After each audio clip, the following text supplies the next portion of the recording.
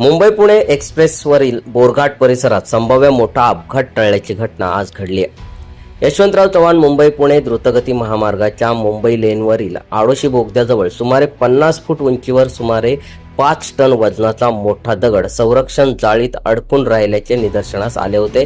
पावसाळ्याच्या तोंडावर हा दगड खाली कोसळल्यास गंभीर अपघात होण्याची शक्यता लक्षात घेऊन महामार्ग पोलीस केंद्र बोरघाटचे प्रभारी अधिकारी स्वप्नील पाटील यांनी तातडीने परिस्थितीची माहिती वरिष्ठ अधिकाऱ्यांना दिली.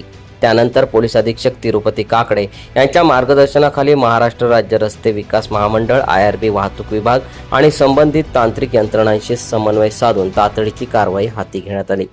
या संदर्भात अप्पर पोलीस महासंचालक प्रवीण साखळे यांनी विशेष आदेश जारी करून 18 जून रोजी दुपारी 12 ते 2 या वेळेत संबंधित भागातील वाहतूक नियंत्रित करण्याचे निर्देश दिले. या निर्णयामुळे दगड हटवण्याचे काम अधिक सुरक्षित आणि शिस्तबद्ध पद्धतीने पार पाडणे शक्य झाले. या संपूर्ण कारवाईत पोलीस अधीक्षक तिरुपती काकडे, पोलीस उपअधीक्षक पुष्पलता दिघे मंडव, पोलीस निरीक्षक भरत शेंडगे, प्रभारी अधिकारी स्वप्नील पाटील यांच्यासह महामार्ग पोलीस केंद्र पळसपे, खंडाळा आणि वडगाव येथील अधिकारी आणि कर्मचारी घटनास्थळी उपस्थित होते. महाराष्ट्र राज्य रस्ते विकास महामंडळाचे कार्यकारी अभियंते, IRB विभागाचे अधिकारी आणि कर्मचारी आणि संरक्षक जाळी उभारणाऱ्या मेका फेरी इन्फ्रास्ट्रक्चर प्रायव्हेट लिमिटेड कंपनीचे साइट इंजिनियर अक्षय परशिया आणि अभिजित सावंत यांनी त्यांच्या तांत्रिक पथकासह ही मोहीम यशस्वीरित्या पूर्ण केली.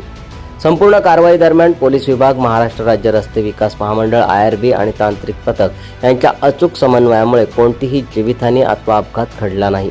दुपारी 1:15 वाजेपर्यंत दगड सुरक्षितरित्या खाली उतरवून महामार्गावरील दोन्ही बाजूंची वाहतूक पुन्हा सुरळीत करण्यात आली. या संयुक्त आणि नियोजनबद्ध कारवाईमुळे एक मोठा संभाव्य अनर्थ टळला असून पावसाळ्याच्या पार्श्वभूमीवर संबंधित सर्व यंत्रणांच्या सतर्कतेचे, कार्यतत्परतेचे आणि समन्वयाचे सर्व स्तरातून कौतुक होत आहे.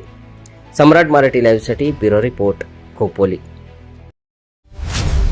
तुम्ही पाहत आहात सम्राट मराठी लाईव्ह.